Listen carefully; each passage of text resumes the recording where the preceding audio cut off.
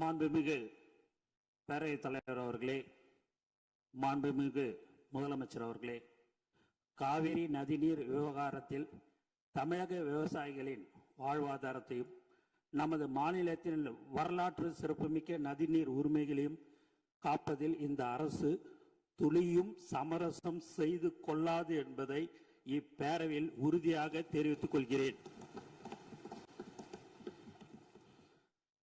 கர்நாடகாவின் தற்போதைய முதலமைச்சர் அவர்கள் மேகதாது பிரச்சனையை சமீபத்தில் எழுப்பிய உடனேயே மாண்புமிகு தமிழக முதலமைச்சர் அவர்கள் 25/5/2026 அன்று அரசு தலைமை வழக்கறிஞர், உச்ச நீதிமன்ற மூத்த வழக்கறிஞர் மற்றும் உயர் அதிகாரிகளுடன் ஆலோசித்து இப்பிரச்சனையை குறித்து எடுக்க வேண்டிய நடவடிக்கைகளை பற்றி அறிவுறுத்தினார்கள். அத்துடன் நிற்காமல் நமது மாண்புமிகு முதல்வர் அவர்கள் அடுத்த நாளே 26/5/2026 தனது கடிதத்தின் வாயிலாகவும் 27/5/2026 அன்று மாண்புமிகு இந்திய பிரதமர் அவர்களை நேரில் சந்தித்து மேகதாது திட்டத்திற்கு எவ்வித அனுமதியும் அளிக்க வேண்டாம் என மீண்டும் வலியுறுத்தினார்கள். மாண்புமிகு தமிழக முதல்வர் அவர்கள் 25/5/2026 அன்று உத்தரவிட்டதின் அடிப்படையில் தமிழ்நாடு அரசு சார்பாக புதுடெல்லியில் உள்ள தேசிய பசுமை தீர்ப்பாயத்தின் முதன்மை அமர்வில் மேகதாது திட்டத்தை எதிர்த்து 27/5/2026 அன்று ஒரு மனு தாக்கல் செய்யப்பட்டுள்ளது. இந்த சூழலில் மாண்புமிகு தமிழக முதல்வர் அவர்கள் 18/6/2026 அன்று அமைச்சர்கள், சட்ட வல்லுநர்கள் மற்றும் காவேரி தொழில்நுட்ப குழு மற்றும் பன்மாநில நதிநீர் பிரிவினை தலைவர் ஆகியோருடன் ஆலோசித்த பின்னர் மேகதாது திட்டத்தை எதிர்த்த ஒரு தீர்மானத்தை முன்மொழியலாம் எனவும் அதற்கு அனைத்து சட்டமன்ற உறுப்பினர்களின் ஒருமித்த ஆதரவை கோரலாம் எனவும் முடிவெடுத்தார்கள். காவேரி நதிநீர் விவகாரத்தில் ஒருமனதாக ஏற்றப்பட்ட தீர்மானத்தில் மாண்புமிகு எதிர்க்கட்சி தலைவர் அவர்கள் 4/3/2026 அன்று தமிழ்நாடு அரசு ஒன்றிய அரசுக்கு மேகதாது அணை விவகாரம் குறித்து ஒரு புதிய நடுவர் மன்றம் அமைக்க முன்மொழிவுகள் அனுப்பியதும் குறித்து தீர்மானத்தில் சேர்க்க கோரிக்கை வைத்தார். அதன்படி இப்பேரவையில் 19/6/2026 அன்று நடுவர் மன்றம் அமைக்குமாறு வலியுறுத்தி ஒருமனதாக தீர்மானம் நிறைவேற்றப்பட்டு அதன் நகலை அன்றே தனது நேர்முக கடிதம் வாயிலாக மாண்புமிகு முதல்வர் அவர்கள் மாண்புமிகு இந்திய பிரதமர் அவர்களுக்கு அனுப்பியுள்ளார்கள் என்பதை குறிப்பிட விரும்புகிறேன். இவ்வாறு தமிழர் நலன் கருதி இந்த அரசு மாண்புமிகு முதல்வர் அவர்களின் ஆலோசனைப்படியும் மேகதாது திட்டத்தை முறியடிக்க அனைத்து நடவடிக்கைகளும் தொடர்ந்து எடுத்து வருகிறது. ஆனால் சிலர் நடுவர் மன்றம் அமைக்குமாறு கோருவது சரியான அணுகுமுறை அல்ல என கருதுகின்றனர். சில தரப்பினர் பரப்பி வரும் தவறான புரிதலுக்கு முற்றுப்புள்ளி வைக்கும் வகையில் நமது அரசின் நேர்த்தியான அணுகுமுறை பற்றி இந்த மாமன்றத்தில் தெளிவுபடுத்த விரும்புகிறேன். கடந்த நவம்பர் 13/2025 அன்று மேகதாதுக்கு எதிராக நாம் தொடர்ந்த வழக்குகளை உச்ச நீதிமன்றம் மேகதாது அணை திட்டம் ஆரம்ப நிலையில் தான் உள்ளது என கூறி தள்ளுபடி செய்தது. அந்த தீர்ப்பின் பேரா 29 மாநிலங்கள் தங்களுக்கு ஒதுக்கப்பட்ட தண்ணீரை எப்படி வேண்டுமானாலும் பயன்படுத்தலாம் என நீதிமன்றம் குறிப்பிட்டது. இதை தங்களுக்கு சாதகமாக பயன்படுத்தி கர்நாடகாவோ அல்லது கேரளாவோ தன்னிச்சையாக புதிய அனுமதிக்கப்படாத திட்டங்களை கையில் எடுத்துவிடக்கூடாது என்பதில் நாம் உறுதியாக இருந்தோம்.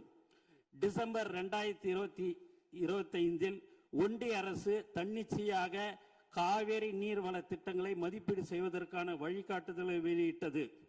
மேலும் கடந்த மே 2026 நாளிட்ட ஒன்றிய ஜல் சக்தி அமைச்சகத்தின் கடிதம் மூலம் மத்திய நீர்வள ஆணையம் CWC கர்நாடகாவின் மேகதாது திட்ட அறிக்கை DPR மீது தனது தொழில்நுட்ப கருத்துக்களை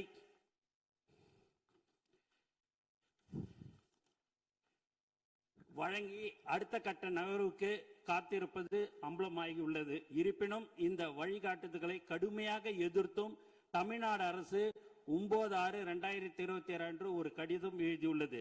இந்த சூழ்நிலையின் தீர்வை கருத்தில் கொண்டு ஏற்கனவே குறிப்பிட்டவாறு நமது மாண்புமிகு முதலமைச்சர் அவர்கள் அண்மையில் 27/5/2026 மாண்புமிகு இந்திய பிரதமர் அவர்களை நேரில் சந்தித்து மேகதாது அணை விவகாரம் குறித்த தமிழ்நாட்டின் நியாயமான கவலைகளை குறிப்பிட்டு கோரிக்கை மனு சமர்ப்பித்துள்ளார்கள்.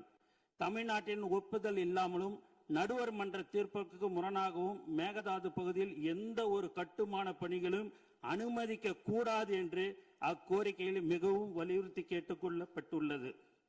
2018 உச்ச நீதிமன்ற தீர்ப்பின் மூலம் தமிழ்நாட்டிற்கு உறுதி செய்யப்பட்ட 50% நம்பகத்தன்மை கொண்ட 740 TMC தண்ணீர் பங்கீட்டை எந்த ஒரு புதிய நடுவர் மன்றமும் மாற்ற முடியாது. எனவே கர்நாடகா தமிழ்நாட்டிற்கு அளிக்க வேண்டிய 176.25 TMCயில் எந்த மாற்றமும் ஏற்படாது. 177.25 TMCயில் எந்த மாற்றமும் ஏற்படாது. 1956ஆம் ஆண்டு நதிநீர் தாவா சட்டத்தின் பிரிவு 4(1) படி ஏற்கனவே தீர்க்கப்பட்ட பிரச்சனையை மீண்டும் திறக்க சட்டத்தில் இடமில்லை. 2018 தீர்ப்பில் உபரி நீர் சர்ப்ளஸ் வாட்டர் குறித்து துல்லியமாக கணக்கிடப்படவில்லை. இதனை பயன்படுத்தி கர்நாடகா உச்ச நீதிமன்றத்தில் ஏற்கனவே ஒரு அசல் வழக்கை தொடர்ந்தது. 1956 நதிநீர் தாவா சட்டத்தின்படி இத்தகைய புதிய நதிநீர் பிரச்சனையை ஒரு நடுவர் மன்றத்தால் மட்டுமே தீர்க்க முடியும் என்பது உச்ச நீதிமன்றத்தில் நமது வாதமாகும். காவேரி மேலாண்மை ஆணையம் CWMA கர்நாடகாவின் விரிவான திட்ட அறிக்கையை DPR நிராகரித்து விட்டது என்று கூறுவது முற்றிலும் தவறானது. காவேரி மேலாண்மை ஆணையம் CWMA கர்நாடகாவின் விரிவான திட்ட அறிக்கையை DPR நிராகரிக்கவில்லை. மாறாக எவ்வித கருத்தும் கூறாமல் மத்திய நீர்வள ஆணையத்திடமே CWC திருப்பி அனுப்பியுள்ளது. எனவே ஆபத்து இன்னும் நீங்கவில்லை. மாண்புமிகு பேரவைத் தலைவர்களே, ஒன்றிய அரசும் கர்நாடகாவும் புதிய வழிகாட்டுதலின் கீழ் மேகதாது திட்டத்தை மறைமுகமாக மேற்கொள்ள முற்படும் வேளையில் நாம் கைகளை கட்டிக்கொண்டு வேடிக்கை பார்க்க முடியாது.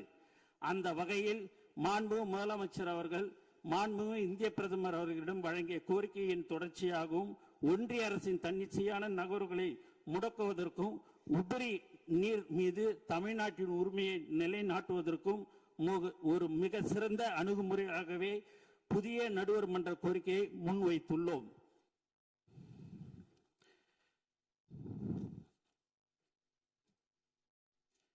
புதிய நடுவர் மன்றம் அமைவதால் தமிழ்நாட்டிற்கு எந்தவித பாதிப்பும் ஏற்படாது என்பதை இப்பேரவைக்கு மிக உறுதியுடன் தெரிவித்துக் கொள்கிறேன். நன்றி. மாண்புமிகு நோ கிளாரிபிகேஷன். மாண்புமிகு அமைச்சர் அவர்கள் பேசுகிற போது 117.25 என்று சொன்னால் 117.25 என்று எடுத்துக்கொள்ள வேண்டும். 25க்கு பதில் 177.25 என்று சொல்ல வேண்டும். 25 அதை அப்படி எடுத்துக்கொள்ளலாம். மாண்புமிகு அமைச்சர் அவர்கள் மாண்புமிகு அமைச்சருடைய விளக்கத்தை மாமன்ற உறுப்பினரும் நாடும் கேட்டது. உட்காருங்க, தயவுசெய்து உட்காருங்க.